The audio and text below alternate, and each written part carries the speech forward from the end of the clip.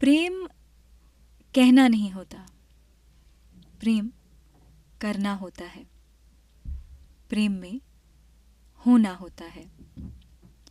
नमस्कार, मेरा नाम है अनूर्वी मेहरा और आप मुझे सुन रहे हैं हाय ऑन साहित्य पर। आपका स्वागत है रेत की मछली की इस ऑडियो बुक में। कुछ समय पहले मैंने इस चैनल पर गुनाहों का देवता पढ़कर सुनाई थी। यदि आपने वो ऑडियो बुक नहीं सुनी है तो उसका लिंक डिस्क्रिप्शन में और इस वीडियो के टॉप राइट कॉर्नर में है। आप पहले उसे सुनकर आइए और उसके बाद इस उपन्यास को सुनिएगा।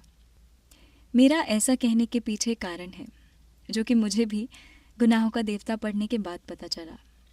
ऐसा कहा जाता है कि रेत की मछली गुनाहों का देवता का उत्तर है। कांता भारती जी धर्मवीर भारती जी की पहली पत्नी रही। जब मैं इस उपन्यास को पढ़ रही थी तो मेरे लिए एक पंक्ति ऐसी आई जिसने मेरे लिए इस बात को साबित कर दिया कि ये बात सच है। अब मुझे लेश मात्र भी संदेह नहीं है कि क्या ये पुस्तक गुनाहों का देवता का उत्तर है या नहीं है। आप यदि इस बात से सहमत हैं या नहीं हैं, उसके लिए आपको आने वाले लगभग 15 अध्यायों में इस उपन्यास को सुनना होगा और उसके बाद मुझे बताना होगा कि आपके इस बारे में क्या विचार है। मैं आशा करती हूँ कि इस यात्रा में आप मेरे साथ चलेंगे और इस उपन्यास को हम मिलकर पूरा करेंगे। रेत की मछली कहानी है कुंतल की, जो मानसिक उत्पीड़न के अंधेरे दलदल से निकलकर बाहर आती है अपने बल पर। For me, this is a story of strength, resilience and self-love. मैं आपका शुक्रिया करना चाहती हूँ कि आपने मुझे सुझाव दिया कि मैं इस उपन्यास को पढूं और इस चैनल पर लेकर आऊं। Thank you. साथ ही मैं आपसे साझा करना चाहती हूँ कि मैं नहीं चाहती कि ये एक ऑडियो बुक हो। मैं चाहती हूँ कि ये ऑडियो बात हो। मसलन हर अध्याय के अंत में एक छोटा सा सेक्शन ऐसा होगा जिसमें मैं अपने विचार, ग्रहण की गई शिक्षा आपसे साझा करूंगी, उस अध्याय से संबंधित ऑफ कोर्स। और मैं आपसे ये आशा रखती हूँ कि उसे सुनने के बाद आप भी कमेंट सेक्शन में मुझे बताएं कि आप उस अध्याय के बारे में क्या सोचते हैं, अब तक जो घटनाएं घटी हैं उसके बारे में आपकी क्या प्रतिक्रिया है, वो मैं सुनना चाहूँगी। तो उसके लिए आपको कमेंट सेक्शन में सक्रिय रहना होगा। ये एक तरफा ऑडियो बुक नहीं होगी, ये एक दो तरफा ऑडियो बात होगी। आपका और समय न लेते हुए आगे बढ़ते हैं। रेत की मछली उपन्यास शुरू करते हैं पहले अध्याय के साथ। दरवाजा किसी ने ठकठकाया। ऑफिस जाने को तैयार हो रही थी, इसलिए किसी का आना खल गया। कपड़े भी तो ठीक से नहीं पहन पाई थी। ऑफिस जाने की व्यस्तता और असमय आगंतुक के कारण मन क्षुब्ध हो आया था। दरवाजे पर चपरासी था। उसने बताया कि मेम साहब याद कर रही हैं। मेम साहब यानी श्रीमती डेविड, युवा महिला संघ की सेक्रेटरी। मन में खींच भर रही थी कि ऑफिस जाने के वक्त ही बुलाने की क्यों जरूरत पड़ गई। जैसे तैसे कपड़े पहने और नीचे आई। मेज के पीछे से चश्मे में छिपी हुई आंखें उठाए बिना उन्होंने कहा, बैठिए। देखिए मैडम, मुझे ऑफिस जाना है, आप शाम को बात नहीं कर सकती? मैंने धीरज संभालते हुए कहा। बात यह है कि मुझे ज्यादा कुछ तो कहना नहीं है और शाम तक हो जाएगी देर। अपनी आवाज को और मीठा बनाते हुए उन्होंने कहा, माय डियर चाइल्ड, बुरा मत मानना। इस संघ के भवन में तो केवल कुंवारी या विधवा लड़कियां ही रह सकती हैं। इसके सिवा दूसरे के लिए हमारे यहाँ कोई व्यवस्था नहीं है। वैसे तुम चिंता मत करो, महीने 2 महीने जब तक कोई अन्य व्यवस्था नहीं हो जाती तुम यहीं रहो। लेकिन मैडम, जब मैंने यहाँ प्रवेश लिया था मैंने इस बात को छुपाया नहीं था, और फिर अब तो मुकदमा भी शुरू हो गया है। पिछले 5 साल से तो मैं बिल्कुल अकेली रह रही हूँ। जब मैं इस भवन में आई तो उस वक्त ऐसा कुछ बता देती। बात पूरी उन्होंने सुनी नहीं, बीच में बोल उठी, अब देखिए, उस वक्त तो हमसे गलती हुई। आपकी उस गलती के बारे में तो मैं कुछ नहीं कहना चाहती, लेकिन मैडम, आपके इस नियम में न्याय नहीं है, तर्क नहीं है। उन तमाम लड़कियों के बारे में आप क्या सोचती हैं जो कुंवारी तो नहीं है पर अपने को मिस लिखती हैं? आप जानती भी हैं उन्हें? उनके चेहरे पर तनाव झलक आया। कुर्सी पर सीधे बैठ गईं और थोड़ी देर तक मेरी आंखों में देखती रही। फिर बहुत सूखी हुई आवाज में बोली, dear child, you are not concerned. मुझे लगा जैसे यहाँ निजी व्यवहार के रास्ते में एक अंधी गली है। शायद मेरे चेहरे पर गहरा असंतोष उभर आया था। उस असंतोष को श्रीमती डेविड ने पहचान लिया, लेकिन उनके चेहरे का भाव बदला नहीं। अपने आप को नियंत्रित रखते हुए उन्होंने कूटनीति भरे स्वर में फिर वही बात दोहरा दी कि वे मजबूर हैं, और ये भी कि इस मामले में नियम बहुत साफ है। नियम बहुत साफ है। मेरा गुस्सा फूट पड़ा। यानी जो झूठ बोलकर नियम तोड़े वो सही है, और जो सच बोलकर वैसा ही करे वो अपराधी है। ये नियम नहीं, ढकोसला है। और भी जाने मैं क्या क्या उस वक्त गुस्से में कह गई। मेरे उन शब्दों की क्या प्रतिक्रिया हुई, ये पढ़ने की स्थिति में मैं नहीं थी। उनका कमरा छोड़ते हुए मैंने कहा, मुझे नहीं चाहिए आपकी कृपा। 1-2 महीने नहीं, 1-2 दिन भी ठहरना मैं अपमान समझती हूँ। आपने नियमों का ज्ञान कराया, इसकी आभारी हूँ। ऑफिस जाने के लिए तैयार हुई थी, लेकिन अंतस्थल अस्त व्यस्त हो उठा था। मन इतना ज्यादा उद्विग्न हो गया था कि ऑफिस जाने की इच्छा नहीं हुई। तेजी से अपने कमरे में लौटी और जो चीज हाथ आई उसे उठाकर बिस्तर पर पटकती चली गई। बिस्तर के ऊपर और आसपास फर्श पर चीजें बुरी तरह बिखर गई। सच तो ये है कि क्षोभ की अभिव्यक्ति के सिवा ये भवन छोड़ने की तैयारी भी करनी है, ये मैं भूल गई। उधड़ गए बिस्तर के सिरे से एक नन्हा सा रुपहला फ्रेम चमक रहा था। फ्रेम के बीच में दिखाई देते काले सफेद धब्बों के बीच अचानक एक कोमल चेहरा उभर आया। इस कोमल आकृति के उभरते ही जैसे खौलता हुआ क्षोभ धीरे धीरे बैठने लगा। क्षुब्ध मन आर्द्र हो आया, आंखों की कोर भी गीली हो आई। साहस नहीं हुआ कि रुपहले फ्रेम में मढ़ी हुई एक भोले चेहरे की तस्वीर हाथ में उठा लूं। क्षोभ का वह उबाल थम गया था, इसलिए धीरे धीरे बिखरा हुआ सामान एकत्र करती रही। लेकिन ऐसा लगा कि जैसे जैसे मैं सामान इकट्ठा करती जाती हूँ, मन की गांठें बिखरती जाती हैं, जैसे एक कसी हुई रस्सी जिसका एक एक तार बिखरता जा रहा हो। एक चीज के साथ जुड़ी किसी दूसरी चीज के अलग होते ही सब कुछ बिखरने लगा, सब कुछ टूटने लगा। परित्यक्तता केवल इसी एक शब्द के साथ बिखराव और टूटन की लंबी श्रृंखला जुड़ी हुई है। टूटन के इस अछोर क्रम में आज युवा महिला संघ के भवन से यह अलगाव भी स्वीकार करना होगा। दूसरा उपाय नहीं। निरंतर अपने आप से लड़ती हुई अब मैं यहाँ पर ये छोटी सी लड़ाई छेड़ दूं, ये नहीं होगा। हाथ एक निश्चित दृढ़ता के साथ काम करने लगे। थोड़ी देर में संघर्ष के जीवन से धड़कते हुए उस कमरे में निष्प्रभ वातावरण उतर आया। सामान अधिक नहीं था।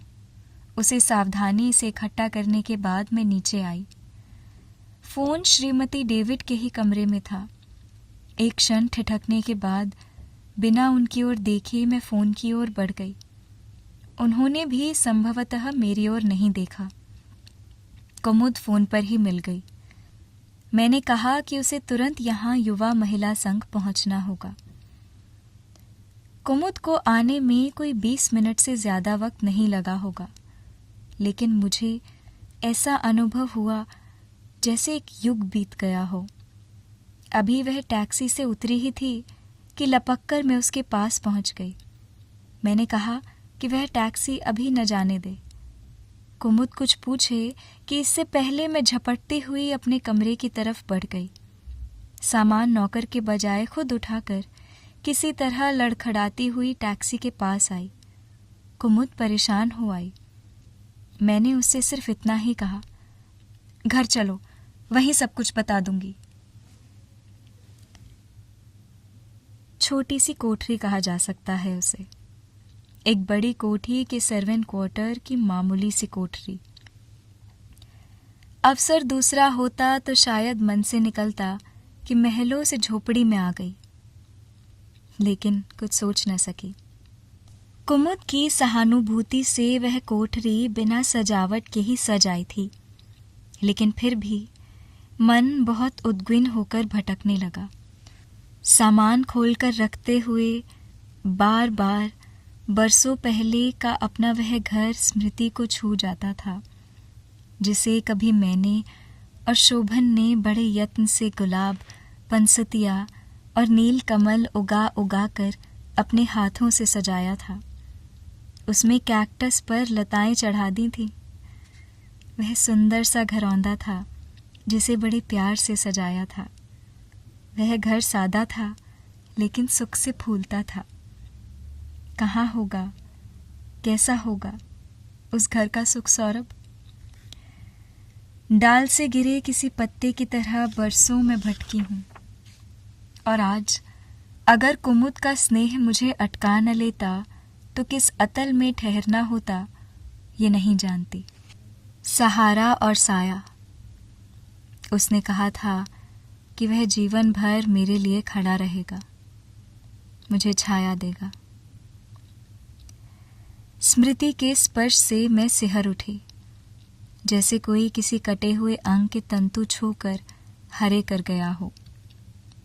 बरसों के भटकाव के बाद कुमुद के स्नेह की इस अंजुरी में ठहर कर मैं जैसे मोहाविष्ट हो आई, डूब डूब जाने लगी। झूठी वितृष्णाओं से चमकती हुई दूर तक फैली रेत और रेत में उभरते झूठे साए। शायद अनहोनी घट जाए, शायद आज शाम मुझे कोई लिवाने चला आए, शायद ये विवश चरण उसके दरवाजे तक जाकर ठहर जाएं, शायद। इलाहाबाद में अतर सुइया की बड़ी सड़क के किनारे का एक नीला मकान। बालकनी में जूही से लतर को गालों से छूती हुई खड़ी होती हूँ तो धूप आंख से टकराने लगती है। लतर की शीतल गंध हमारे नीले कमरे में धीरे धीरे नाचती है।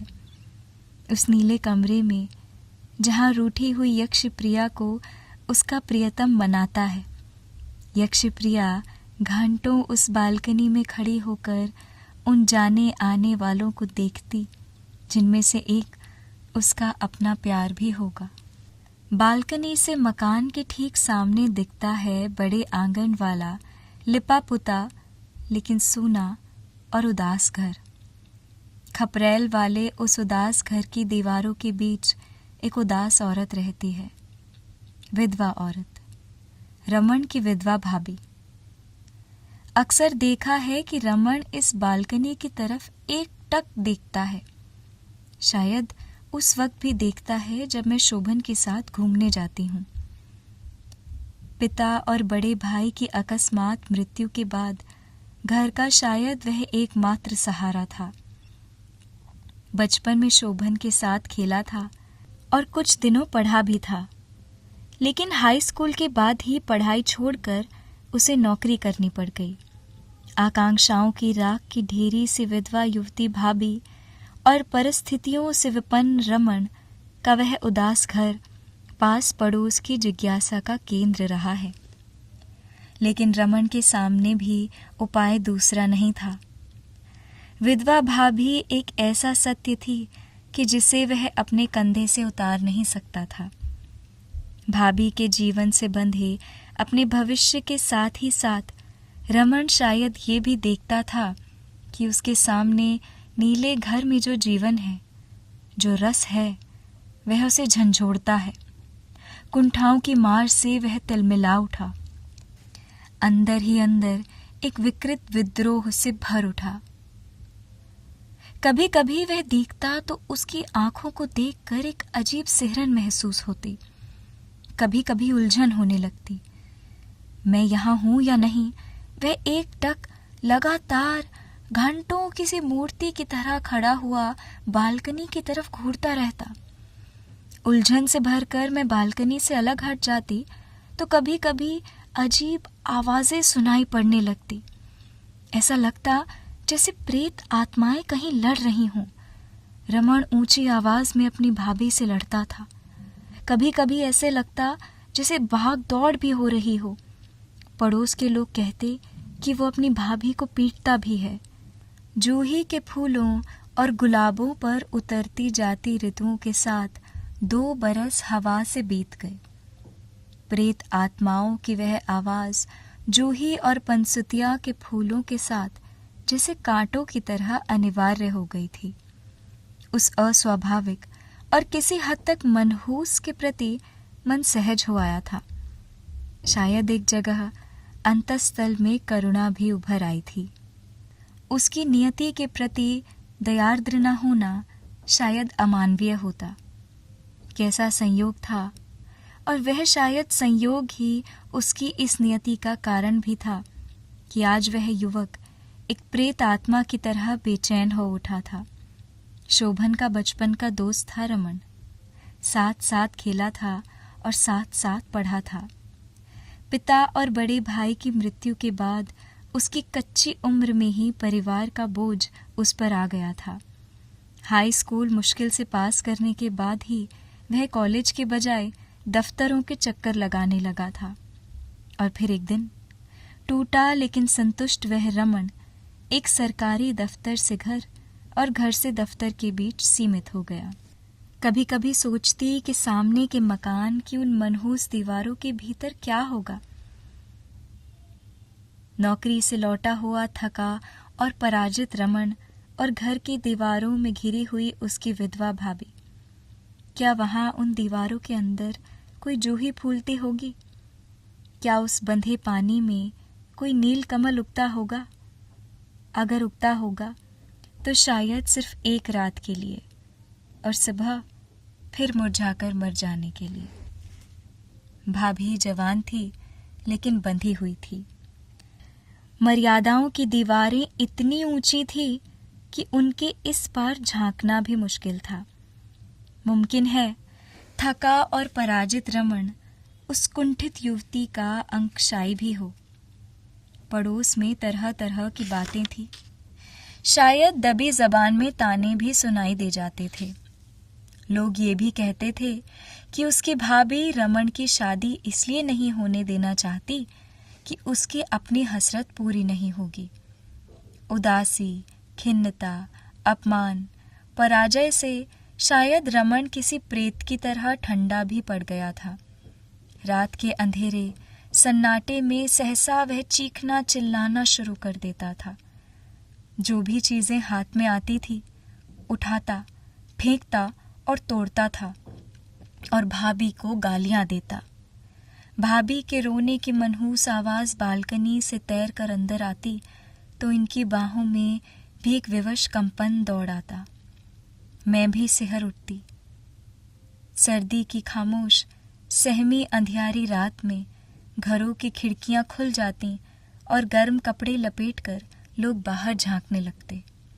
रमन चीखने लगता और चीखते चीखते उसकी आवाज भर्रा जाती और जैसे क्रोध से फटता हुआ वह कहता जाता, ये शोभन, इस शोभन को मैं जिंदा नहीं छोड़ूंगा, छुरा छुरा मार दूंगा। कभी कभी उसके स्वर में लाचारी होती थी। वह रोता था और इस बात की कसम खाता था कि वह पढ़ेगा, बड़ा अफसर बनेगा और शोभन की तरह किसी सुंदर लड़की से शादी करके घर बसाएगा। कुछ दिनों बाद एक दिन शोभन ने बताया कि रमन ने यूनिवर्सिटी जाना शुरू कर दिया है, लेकिन ये सत्य बहुत सुखद साबित नहीं हुआ। एक दिन मैंने देखा यूनिवर्सिटी जाते वक्त मेरे पीछे पीछे वह चला आ रहा है। मैं अस्थिर हो उठी, लेकिन फिर मैंने अपने आप को संभाल लिया। अगले दिन फिर उसी तरह रिक्शे का पीछा करता हुआ रमन दिखा। मुझे खीज हुई और फिर वह क्रम लगातार चलता रहा। कभी कभी ऐसा लगता कि वह साइकिल पर पीछे पीछे आते वक्त कुछ बुदबुदाता है और कभी कभी गुस्से से तमतमा भी उठता है। उसका आतंक जब सीमा से बाहर हो गया तो एक दिन मैंने चुपचाप अपनी सास से सब कुछ बता दिया। शोभन से भी कहा। हल्की सी चिंता इनके चेहरे पर उभर गई। फिर वे बोले, कोई बात नहीं, तुम्हारा मन पवित्र है तो रमन तुम्हारा कुछ नहीं बिगाड़ सकता, तुम उसकी तरफ ध्यान मत दो। ध्यान मैं न देती, लेकिन परिस्थिति उतनी सहज नहीं थी। घर लौटने के बाद रात को रमन का वह पागलपन हर दिन बढ़ता जाता था। कभी कभी विधवा भाभी की छोटी सी बच्ची तक को पीटता था।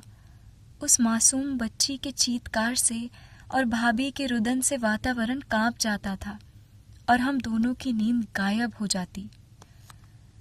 अगले रोज यूनिवर्सिटी जाते वक्त मेरे मन का आतंक अनचाहे ही और अधिक गहरा हो जाता। कभी कभी लगता कि यूनिवर्सिटी न जाऊं तो अच्छा है, कोई नौकरी तो करनी नहीं। मन को समझाने की कोशिश करती। रमन का साहस या तो बढ़ता जाता था या फिर उस पर पागलपन हावी होता जा रहा था। उसकी आंखों में भयानकता झलकती थी। क्लास खत्म होने के बाद अंदर घूरता रहता और मेरे बाहर निकलने का इंतजार करता रहता। मेरे बाहर आते ही वह पीछा करना शुरू कर देता। फिर एक दिन मैंने देखा उसने अपनी साइकिल के कैरियर पर एक बड़ा सा पत्थर रख छोड़ा है। वह पत्थर बराबर वहां दिखाई देता और लगता कि वह किसी अज्ञात से बदला लेना चाहता है। उस दिन यूनिवर्सिटी पहुंचने से थोड़ा पहले ही अचानक रिक्शे की चेन उतर गई। रिक्शा वाला उतरकर चेन चढ़ाने लगा। तभी मेरी नजर पड़ी रमन पर। मैं सन्नाटे में आ गई। साइकिल छोड़कर उसने कैरियर पर रखा पत्थर उठा लिया था। शायद मुझ पर फेंकने ही जा रहा था। आज शायद अनहोनी घट जाएगी। डर से मेरी आंखें बंद हो गई। भयंकर आतंक के कुछ क्षण कैसे बीते मुझे नहीं पता। जब मैंने आंखें खोली तो पाया रमन ज्यों का त्यों पत्थर उठाए जड़ हुआ खड़ा है। मैंने कांपते स्वर में शायद उससे कहा था कि मैंने उसका क्या बिगाड़ा है। रमन रोष से कांपता हुआ गालियां बकता रहा और फिर पत्थर एक ओर फेंक कर चला गया। तनाव के वे क्षण बीत गए। उसके बजाय अब क्षोभ उभर आया।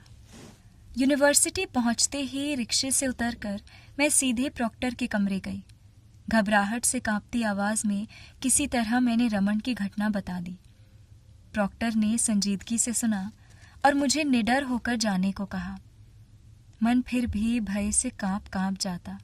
समझ में नहीं आ रहा था कि रमन की इस दुश्मनी की वजह क्या है। क्लास में मैं कैसे बैठी मुझे नहीं पता। शायद शरीर ही क्लास में था, मन नहीं।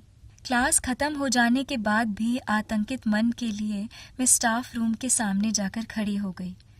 बहुत साहस करके किसी तरह मैंने चिक उठाकर अंदर देखा।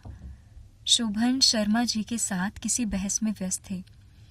शर्मा जी ने ही पहले मुझे देखा, आग्रह से अंदर बुलाया। बहुत चाहकर भी मैं अपनी घबराहट छिपा नहीं पा रही थी।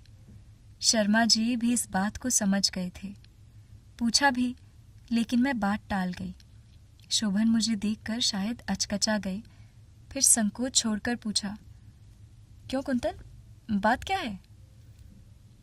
चाहा कि बात कह दूं, लेकिन रुक गई।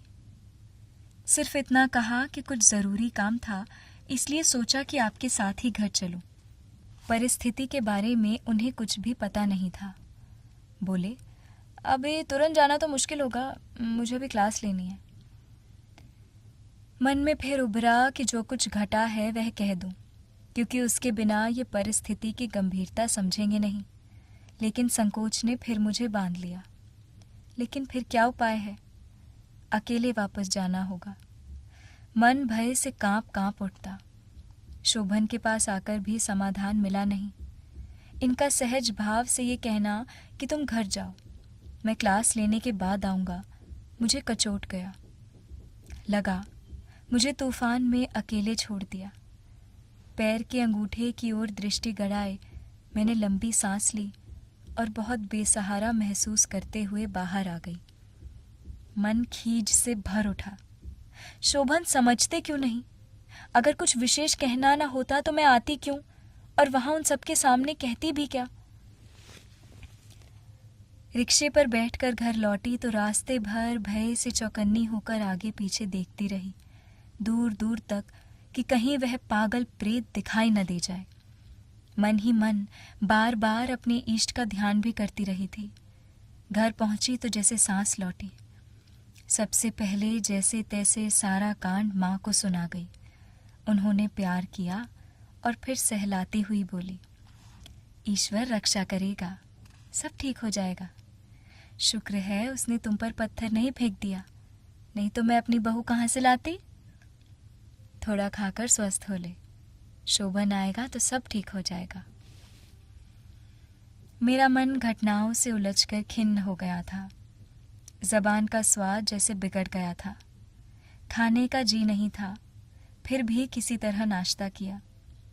तभी दरवाजे पर आवाज हुई। जाने क्यों मैं सहसा घबरा गई। माँ ने मेरे आतंक को समझ लिया।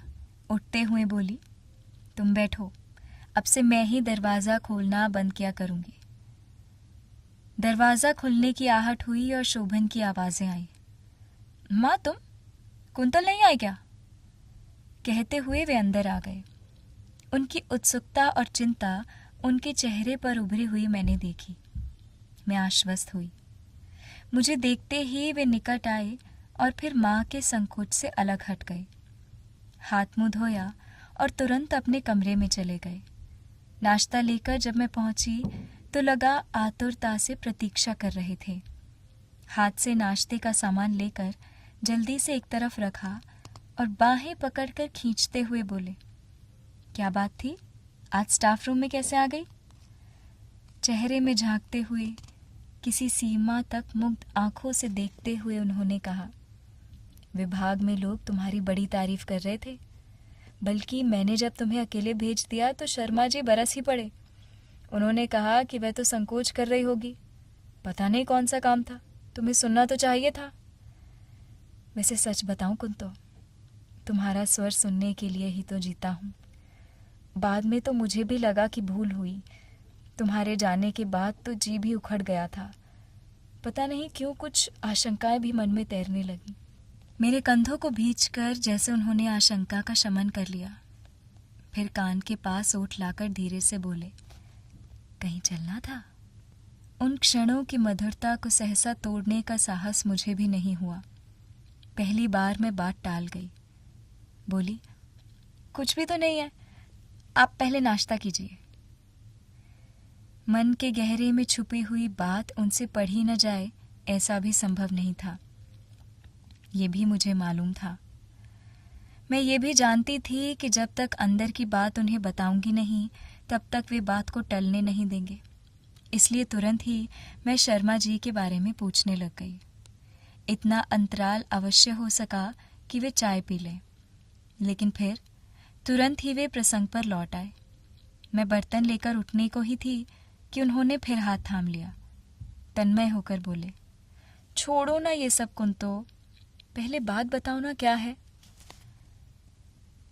सच तो ये है कि अब वह बात बताने का वैसा साहस और मैं बटोर नहीं पा रही थी। रमन की वह घटना इनके भावुक हृदय पर कितना गहरा आघात पहुंचा सकती है, इसका अनुमान मुझे था। किंतु वे अब इस बात को अच्छी तरह समझ गए थे कि मैंने उनसे कुछ छुपाया है और उसे छुपा ही रहने देना चाहती हूँ। ऐसे क्षणों में दूसरे को विवश करना उन्हें आता था। बस अपनी बाहों में कसकर जकड़ लिया और एक क्षण के लिए लगा कि कहीं उस दबाव से ही बात बाहर ना आ जाए, लेकिन संतुष्ट हुई कि एक चुंबन ने ओठों को बंद कर दिया। लेकिन कितनी देर? अंतर की बात चुंबन की मधुरता के चुंबकीय आकर्षण के साथ साथ ओठों तक आ गई। बात कहते कहते मन भारी हो आया, आंखें भीग गईं। रमन की उस हरकत के एक एक पहलू के बारे में विस्तार से उन्होंने सुना और गंभीर हो गए। मेरे कंधे पर से उनकी बाहों का कसाव ढीला हुआ और वह धीरे से उठकर खड़े हो गए। कुछ देर सोचते रहे और फिर जैसे उलझे और खोए हुए से कमरे में टहलने लगे, इधर से उधर, उधर से इधर। वे उसी तरह टहलते रहे और मैं उद्वेग से घुटती रही। गहरा मौन मेरे अंतर को सालने लगा। बेचैन होकर मैंने कहा, आप अचानक चुप क्यों हो गए? मुझे घबराहट हो रही है। मेरे स्वर में कायरता भर आई थी। मैंने व्यग्रता के साथ पूछा, बता दीजिए ना, मैंने कुछ गलत किया? उनका टहलना रुक गया। बहुत गंभीर स्वर में बोले, ऐसी कोई बात नहीं। चिंता यह है कि प्रॉक्टर ने उसे पुलिस में दे दिया होगा। मुकदमा चलेगा। जब तक फैसला नहीं होता वो बंद रहेगा। सारी यूनिवर्सिटी में चर्चा होगी। लोगों को क्या, छोटी सी बात भी स्कैंडल बनते देर नहीं लगती। मैं सन्नाटे में आ गई। गला भर आया। इससे तो अच्छा होता कि वह पत्थर मार देता और मैं मर जाती। मैं सुबकने लगी। वे फिर उसी तरह गंभीर टहलते रहे। संभवतः वे इतने गंभीर थे कि मेरे रोने की तरफ उनका ध्यान भी न गया। तभी जैसे एक विस्फोट हुआ। बाहर वही मनहूस शोर उभरा। रमन की भाभी जोर जोर से रो रही थी और शोभन को बुरा भला कहती जा रही थी। यंत्रवत मेरी हथेलियों ने आंखों और गालों से आंसू पोंछ लिए। व्यस्त होकर मैं उठी और भरसक रमन की भाभी की ओर से ध्यान मोड़ने के लिए अनावश्यक रूप से बिस्तर उलटने पलटने लगी। ये और अधिक गंभीर हो उठे थे। रमन की भाभी की एक एक बात उसके रुदन के साथ वातावरण में गूंज रही थी। आसपास शायद लोग भीड़ लगाकर सुनने भी लगे होंगे। रो रो कर कहे जा रही थी, अब शोभन का कलेजा ठंडा हो गया होगा। मैं बेवा हो गई तो लोग मुझ पे चाहे जुल्म ढाए। रमन के सिवा कौन है मेरा? क्या बिगाड़ा था रमन ने शोभन का? उसके खून के प्यासे हो गए हैं सब लोग। मुझे होश नहीं कि मैंने उसके बाद क्या क्या सुना। कभी कभी ऐसा लगता था कि जैसे एक ही बात किसी मशीन से दोहराई जा रही हो। कर्कश रुदन की आवाज मन को कुछ ऐसे कुरेदती थी जैसे बहुत सी सुइयां कोई चुभो रहा हो। कई बार चाहा कि शोभन की ओर देखूं, लेकिन साहस नहीं हुआ। शोभन शायद मुझसे ज्यादा पीड़ित थे। बहुत रात गए ही वह सारा कांड शांत हो पाया, लेकिन उस शांति के बाद भी वातावरण सहज नहीं हुआ। वातावरण का भारीपन ज्यों का त्यों बना रहा, बल्कि मनहूसियत कुछ बढ़ ही गई। बालकनी में आकर उस मनहूस मकान की तरफ देखने की भी इच्छा नहीं हुई। माँ से मालूम हुआ कि उस घर में चूल्हा नहीं जला। चूल्हा मेरे यहाँ भी जल नहीं सका। माँ एक बार ऊपर आई और फिर जैसे अपने आप में खोई नीचे वापस लौट गई। शोभन पत्थर की तरह जड़ थे और मैं आशंकाओं में डूबी हुई। लगता था मोहल्ले में कोई मर गया है। शायद वातावरण की सहजता मर गई थी। रात बहुत बीत चुकी थी। अंधेरे आकाश की पीठिका पर बालकनी के खुले हिस्से से देखती गुच्छे गुच्छे फूली छितराई हुई जूही और चमेली की काली लतरों से टकराकर सरकती हुई हवा अंदर आई तो मन आशंकित हो उठा। बल्कि आशंका सही शब्द नहीं है, उद्वेग कहा जा सकता है उसे। उद्वेग और आतंक का मिला जुला रूप। बहुत साहस करके मैं शोभन के निकट आई। वे हिले नहीं, बोले भी नहीं। हल्की रोशनी में चमकती सामने की नीली दीवार के उस पार देखते रहे। मैंने बहुत धीरे से कहा, शोभन, अब क्या होगा? ये मनहूसियत कैसे टूटेगी? मेरा जी घुट रहा है। नीचे बिल्कुल सन्नाटा था, लेकिन मुझे पता था कि माँ जाग रही होंगी। वे सुख से सहज होकर सो सकें ऐसी परिस्थिति नहीं थी, और इस सब में एकमात्र दोषी थी मैं, केवल मैं। शोभन कुछ नहीं बोले। उनकी पीड़ा भी मैं महसूस कर रही थी। तभी कमरे के द्वार पर आहट हुई। मैं चौंकी और शोभन से थोड़ा अलग हट गई। माँ थी वहाँ। शोभन ने करवट जरूर बदली, लेकिन बोले कुछ नहीं।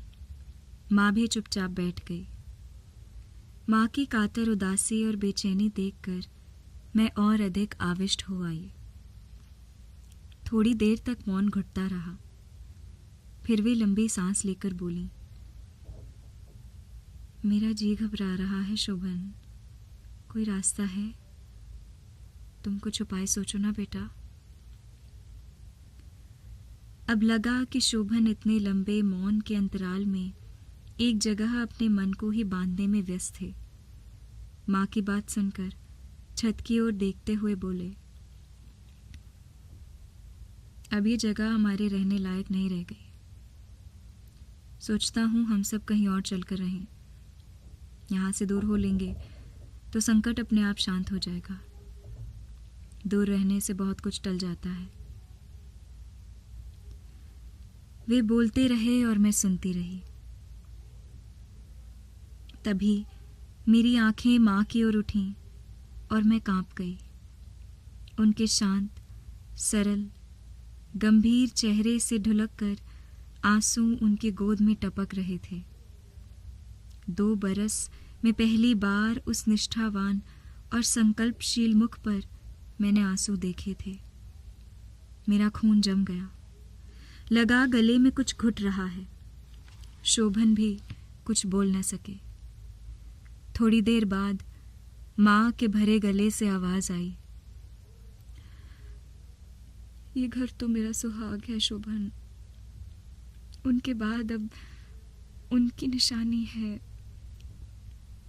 उनकी इस एकमात्र निशानी से तो मैं मरकर ही छूट सकती हूँ। अंतिम दिन भी अगर मैं यहाँ न रही तो मुझे लगेगा कि तुम्हारे पिता को दोबारा मुझसे किसी ने छीन लिया। झगड़े कहाँ नहीं होते शोभन। जहाँ इतना जीवन बीता उसे अब छोड़कर कहाँ जाएंगे हम। शोभन का चेहरा उतर गया। नीले कमरे का नीला सन्नाटा और गहरा हो गया। माँ के जाने के बाद भी अवसाद हल्का नहीं हुआ। कोई कुछ नहीं बोला। ऐसा लगा जैसे लगातार झुकी आंखों में कड़वाहट भर रही हो। चुपचाप उठी, बिस्तर ठीक किया, पर किसी तरह भी कहने का साहस न हुआ कि ये सो जाएं। बाहर रात काफी उतर आई थी। लोग शायद अपने घरों को चले गए थे। उस मनहूस मकान से रोने की आवाज भी अब बंद हो गई। बालकनी के बाहर मैं कुछ विशेष देख रही थी, ऐसा नहीं कहा जा सकता। देखने पर दिखता भी कुछ नहीं। वहां कुछ देखने लायक होता तो भी मन ऐसा न था कि कुछ देख पाती। अंधेरा, सन्नाटा, अवसाद और आत्मपीड़न के उन क्षणों में मैं कब तक वहां खड़ी रही नहीं कह सकती। वहां से हटी तो देखा वे उसी तरह अस्त व्यस्त पलंग पर मूर्छित से पड़े हैं। सो गए थे या सिर्फ अवसन थे, ये उनकी बंद आंखों और सांसों के साथ उठते गिरते सीने को देखकर नहीं कहा जा सकता था। बहुत धीरे से, बिना कोई आहट किए, पलंग के एक किनारे थोड़ी देर बैठी रहकर मैं भी लेट गई। अवसाद मेरी शराओं में एक तनाव की तरह दोबारा छा गया। चाहा कि उनकी ओर घूम जाऊं, लेकिन घूम न सकी।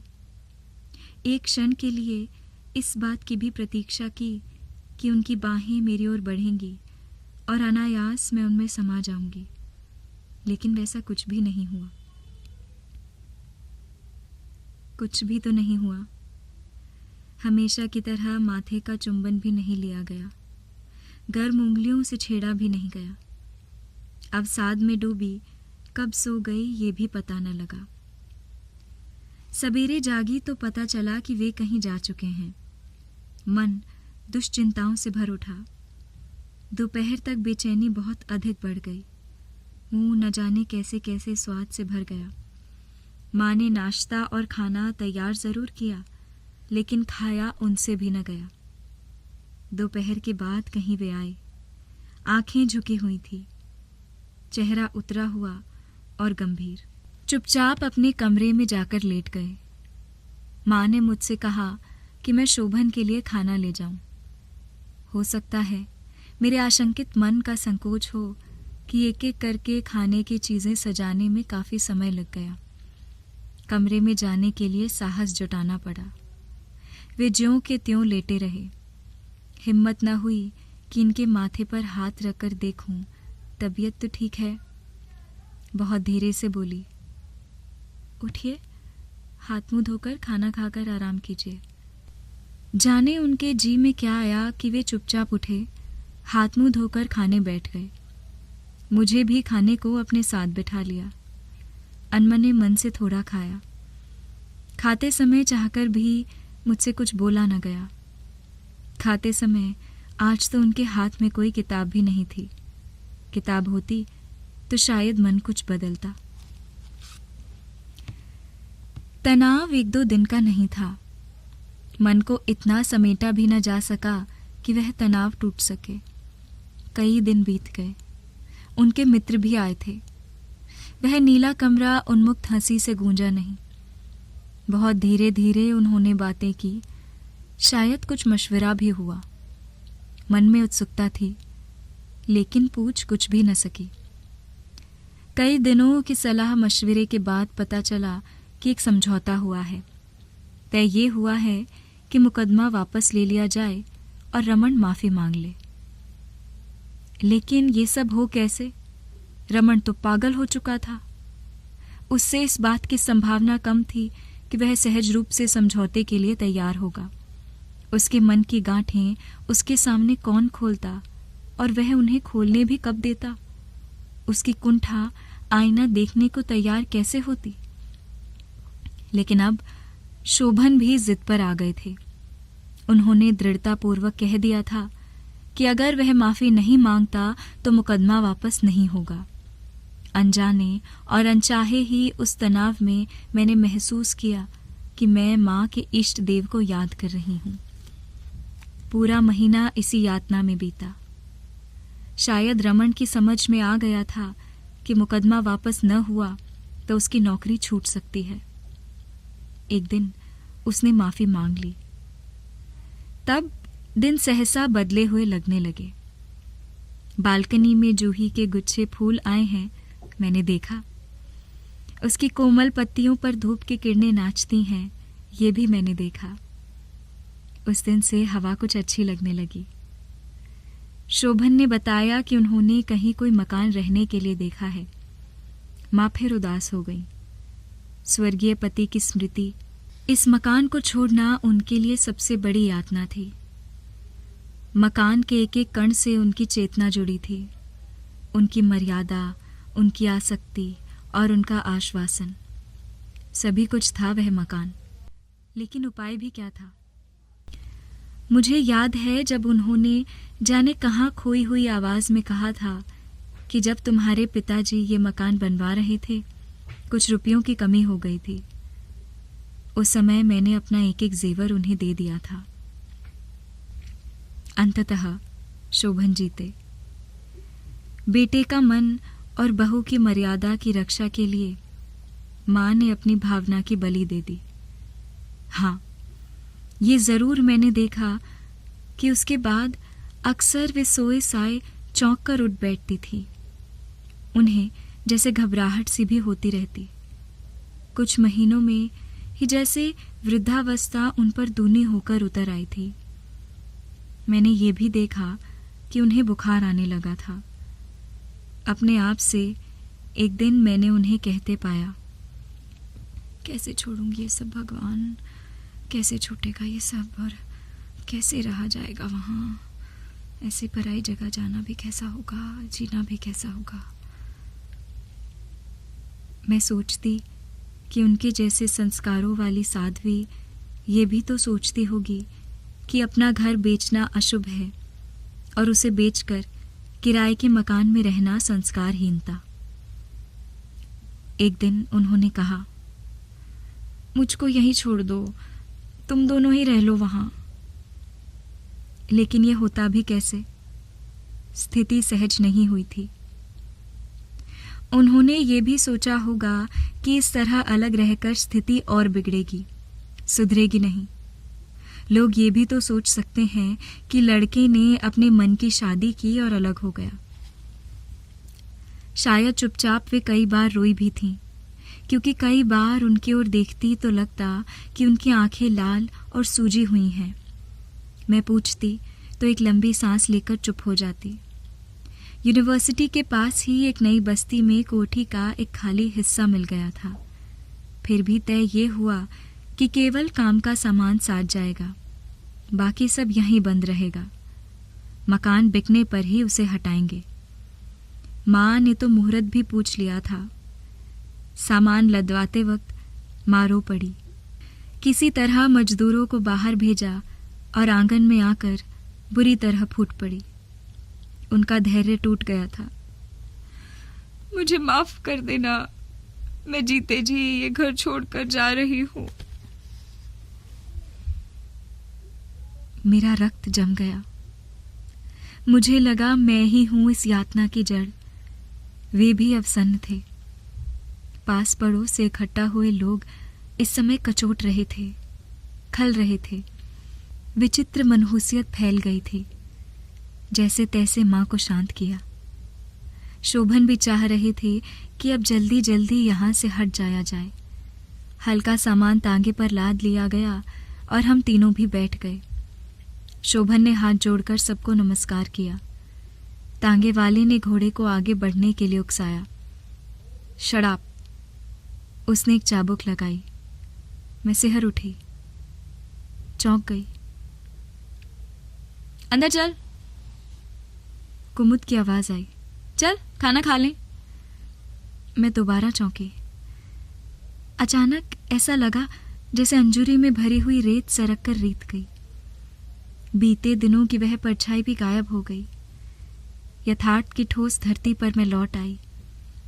बीते हुए उस तूफानी प्रसंग से वापस आकर कुमुद के इस छोटे से कमरे में आश्वासन महसूस हुआ।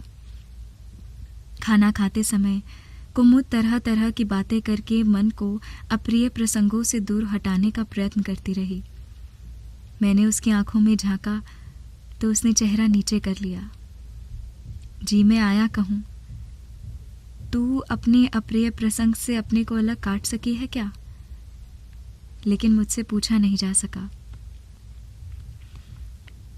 जाने क्यों मेरी आंखें दोबारा गीली हो आईं।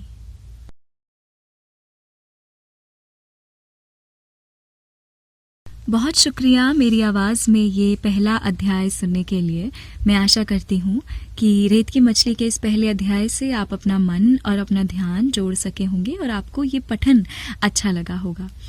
इस वीडियो को ख़त्म करने से पहले मैं ये जो पहला अध्याय है वहाँ तक अपने विचारों को सीमित रखते हुए आपसे साझा करना चाहूँगी कि मुझे अब तक क्या लगा इस उपन्यास के बारे में, इन चरित्रों के बारे में। हम देखते हैं कि कुंतल अब अकेली रह रही है, एक हॉस्टल में रह रही है और न ही वो कुंवारी है न ही वो विधवा है, वो बीच में कहीं है और पिछले 5 साल से वो यहीं रह रही है और अब उसे वो भी छोड़ना पड़ा है। और स्मृतियों में जब वो जाती है तो हमें ये भी देखने को मिलता है कि ये कहानी कहाँ से शुरू हुई होगी। इस कहानी की शुरुआत में शोभन है और उनकी माँ है।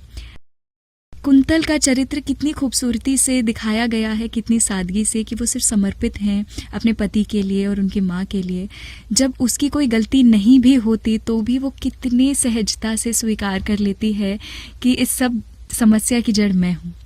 वो कितनी अपनी गलती ना होते हुए भी अपनी तकलीफ को दरकिनार कर देती है और ये सोचती है कि इस समय पर शोभन को कैसा महसूस हो रहा होगा, माँ को कैसा महसूस हो रहा होगा। तो उसमें हमें एम्पैथी की भरमार देखने को मिलती है। वहीं जब हम शोभन की बात करते हैं तो मामला थोड़ा सा उल्टा हो जाता है कि वैसे तो वो बहुत अच्छे, बहुत प्रेम करने वाले पति प्रतीत होते हैं, लेकिन अगर हम थोड़ा सा ठहर कर गौर करें तो हम ये भी देख पाते हैं कि जब कुंतल को उनकी सबसे ज़्यादा ज़रूरत होती है, जब एक अनजान व्यक्ति यानी शर्मा जी भी देख पाते हैं कि कुंतल किसी बात से बहुत ज़्यादा परेशान है और उसे शोभन की ज़रूरत है, वो तक देख पाते हैं, लेकिन शोभन ये नहीं देख पाते और वो उसे लौटा देते हैं। और जबकि रमन के प्रसंग की वजह से कुंतल की कोई गलती नहीं होती, वो सिर्फ वैसे ही रिएक्ट कर रही होती है जैसे कोई भी इंसान रिएक्ट करेगा उस परिस्थिति में। मगर फिर भी जब शोभन को कुंतल को ये कहना चाहिए था कि इसमें तुम्हारी कोई गलती नहीं है, मैं तुम्हारे साथ खड़ा हूँ, हम इस परिस्थिति से बाहर निकल आएंगे, तब हमें दिखता है कि कुंतल की ओर सिर्फ एक सन्नाटा, सिर्फ एक खामोशी भेजी गई है जिसमें कुंतल सिर्फ अपने आप को दोष देती रहती है। उस सन्नाटे के घेरे में बाहर से शोभन की आवाज़ नहीं आती, नहीं चीरती उस सन्नाटे को कि कुंतल इसमें तुम्हारा कोई दोष नहीं है।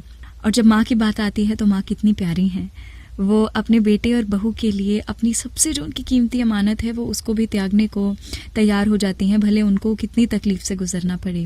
रमन के बारे में ये कहा जा सकता है कि वो उसके जो अवसाद की जो जड़ है, उसके पागलपन की जो जड़ है, वो एक जेलसी है, क्योंकि वो जीवन चाहता था जो शोभन के पास अब है, क्योंकि वो साथ में बड़े हुए थे।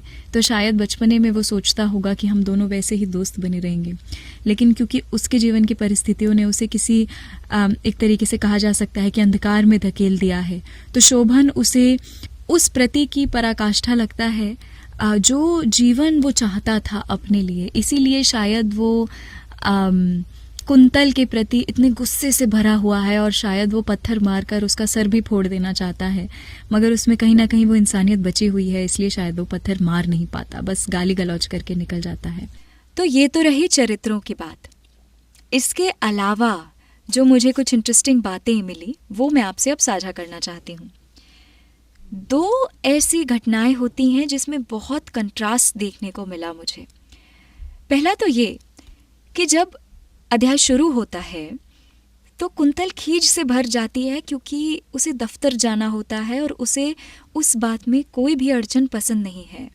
और न सिर्फ अभी, वो पिछले 5 वर्षों से अकेले रह रही है और नौकरी कर रही है और अपने दम पर, अपने बल पर अपना जीवन यापन कर रही है। इसका ठीक उलट देखने को मिलता है कि जब वो अपने विद्यार्थी जीवन में थी और रमन की घटना घट रही थी, तो वो कितनी आसानी से कहती है कि मुझे लगता है कि मुझे पढ़ना छोड़ देना चाहिए क्योंकि मुझे नौकरी तो करनी नहीं है। तो जीवन उसे एक ऐसे मोड़ पर ले आया है जिस पे शायद वो और हम भी देख पा रहे हैं कि एक समय पर जो चीज़ उसे बिल्कुल व्यर्थ लग रही थी, जिसे वो बहुत आसानी से त्याग देने को तैयार थी, वही चीज़ उसके जीवन का स्तंभ बन गई है, जिसके सहारे वो अपना जीवन अपने बल पर व्यतीत कर पा रही है। तो सेल्फ सफिशिएंसी कितनी ज़्यादा ज़रूरी होती है वो हमें यहाँ देखने को मिला। दूसरा ऑपोजिट और कंट्रास्टिंग चीज़ वो शोभन से संबंधित है। शोभन कहता है कि मैं तुम्हारी छाया बनूंगा, मैं तुम्हारे साथ खड़ा रहूंगा, कभी तुम्हें अकेला नहीं छोड़ूंगा, वगैरह वगैरह। मगर एक ही कमरे में होते हुए जब कुंतल उसके सामने रो रही होती है तो शोभन का हाथ तक नहीं उठता उसके आंसू पोंछने के लिए। और इसीलिए इस अध्याय की शुरुआत में मैंने आपसे कहा था कि प्रेम कहने की चीज़ नहीं होती, करने की चीज़ होती है। यानी कि प्रेम आपके शब्दों से नहीं निर्धारित होता, प्रेम का साबित होना निर्भर करता है आपके बर्ताव पे, ऑन हाउ यू एक्ट। मैंने ऑनलाइन एक बहुत खूबसूरत चीज़ पढ़ी थी इस बात से संबंधित। वो ये थी कि यदि कोई आपसे कहता है कि वो आपसे प्रेम करता है और आप ये मान लें कि वो बोल नहीं सकते, लिख नहीं सकते, उनकी तरफ से कोई भी शब्द आपकी तरफ नहीं आ सकते, यदि उनके बर्ताव से आप उतना ही प्रेम महसूस करें जितना कि उनके शब्दों के साथ महसूस कर पा रहे थे, तब तो वो आपसे प्रेम करते हैं। और यदि नहीं तो आपको सोचने की ज़रूरत है। ये चीज़ का उदाहरण हमें मिलता है शोभन की माँ के व्यवहार से। यानी वो शब्दों से कहती हैं कि क्या हम घर नहीं छोड़े, क्या हम यहाँ रुक सकते हैं, तुम लोग चले जाओ, मैं यहाँ ठहर जाती हूँ। मगर जब करने की बारी आती है तो वो करती वही हैं जो कि उनके बेटे और उनकी बहू के लिए अच्छा होता है। कि प्रेम के लिए वो जो कहती हैं, वो जो चाहती हैं, उसके विपरीत वो कुछ और करने के लिए तैयार रहती हैं। Which is also not to say that self-sacrifice is the only way to express love. It is one of the ways, sure, but it is not the only way. Self-sacrificing होना एक अच्छी चीज़ होती है, लेकिन हद से ज़्यादा जब वो बढ़ जाती है, उसमें जब कोई बाउंड्रीज नहीं रह जाती, तब वो चीज़ घातक हो जाती है। और इस चीज़ का उदाहरण हमें मिलता है कुंतल में, कि जब कुंतल की गलती नहीं भी होती तो भी वो त्याग करके इस बात को स्वीकार करने को आतुर रहती है कि गलती शायद मेरी ही होगी। वो आत्मग्लानि और अपराध बोध से बाहर नहीं आ पाती। और ये चीज़ गौर करने लायक है कि रमन के प्रसंग में कुंतल की तो कोई गलती ही नहीं थी। वो तो सिर्फ अपनी यूनिवर्सिटी जा रही थी और वहाँ से वापस आ रही थी। रमन ने उसे परेशान करना शुरू किया और उसके बस में जो था उसने किया। उसने पहले अपनी सासू माँ को बताया, उसके बाद शोभन को बताया। उसने मदद मांगी, और मदद मांगना एक साहस का चिन्ह होता है। To ask for help is a brave thing to do. हमें सिखाया गया है कि मदद मांगना कमज़ोरी का साइन होता है, मगर ये बात सच नहीं है। मदद मांगने में बहुत हिम्मत लगती है, और मैं मदद मांगने को एक बहुत साहसिक कार्य मानती हूँ। तो वो मदद मांगती है और वो शोभन से कहती है कि मेरे साथ ऐसा हो रहा है। And Shobhan being Shobhan, he does not step up to the opportunity. जब वो रमन को रोक सकता था कि तुम मेरी पत्नी का पीछा मत करो, उसे परेशान मत करो, तब शोभन ने कुछ नहीं किया। लेकिन जब बात आगे बढ़ गई तब भी शोभन ने कुछ नहीं किया।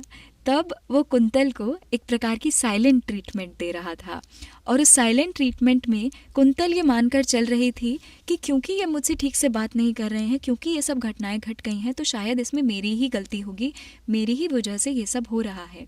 जबकि ये उसकी गलती नहीं थी।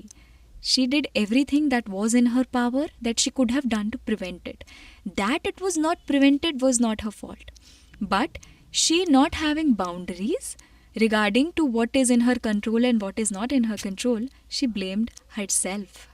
और एक और चीज़ जो इसी साइलेंट ट्रीटमेंट से संबंधित है वो ये है कि कुंतल डर रही होती है शोभन से, उसे सच बताने से या उससे पूछने से कि क्या हो गया है, आप क्या कर रहे हैं, खाना खा लीजिए, आप कैसा महसूस कर रहे हैं। वो कुछ भी बात नहीं कर पाती शोभन से, which hints to the fact that she is scared of Shobhan. And मेरा ऐसा मानना है कि किसी भी इंसान को अपने साथी से, अपने पार्टनर से डरना नहीं चाहिए। यदि आप अपने पार्टनर से डर रहे हैं, आपकी गलती है या नहीं है वो बात की बात है, मगर आप डर रहे हैं इसका मतलब ये है कि एक इनविजिबल बाउंड्री ऐसी है जिसे आप क्रॉस करने से डरते हैं। जैसे कुंतल के मन में कहीं ना कहीं ये डर है कि अगर मैं कुछ कर दूंगी तो पता नहीं शोभन कैसी प्रतिक्रिया देंगे, वो उस प्रतिक्रिया से डरती है। तो अगर एक हेल्दी रिलेशनशिप होता तो उसमें शायद कुंतल शोभन से बात कर पाती और शोभन कुंतल को समझा पाते कि तुम्हारी यहाँ गलती थी, तुम्हारी यहाँ गलती नहीं थी। लेकिन वो साइलेंट ट्रीटमेंट मिलना इस बात का उदाहरण है, इस बात का प्रूफ है कि there is an invisible boundary that Kuntal is expected to exist in. कि अगर उसकी गलती हो या ना हो, मगर उसकी वजह से या उसके संबंध में अगर कोई ऐसी चीज़ हुई है जिसकी वजह से शोभन को परेशानी हो रही है, तो शोभन एक तरीके से नाराज़ होने का नाटक करते हैं या उससे ढंग से बात नहीं करते हैं, जिससे कि कुंतल की आत्मग्लानि और गहरी होती जाती है, जिसका कि शोभन को बोध होगा, मगर वो उसके लिए कोई कदम नहीं उठाते, कुछ शब्द नहीं बोलते, कुंतल को अपनी बाहों में नहीं भर लेते और उसे नहीं कहते कि कोई बात नहीं, देखते हैं कि हम इस परिस्थिति से बाहर कैसे आएंगे। तो for me this entire chapter is a foreshadow, is a precursor to all the things that are going to happen in this novel in the future, जो कि आप आने वाले अध्यायों में सुनेंगे। तो ये है जो पहले अध्याय में हमें इन चरित्रों के बारे में कुछ देखने समझने को मिलता है। अगर आप यहाँ तक सुन रहे हैं इसके लिए शुक्रिया, और आपके जो भी विचार हैं, जो भी प्रतिक्रियाएं हैं, वो आप कमेंट सेक्शन में मुझे ज़रूर बताइएगा। और मैं आशा करती हूँ कि इस उपन्यास के ख़त्म होने तक आप जुड़े रहेंगे और पहले अध्याय से लेकर आखिरी अध्याय तक इस उपन्यास को पूरा सुनेंगे। That was all from me and Kanta Bharti ji. Until अगली बार, stay high on साहित्य।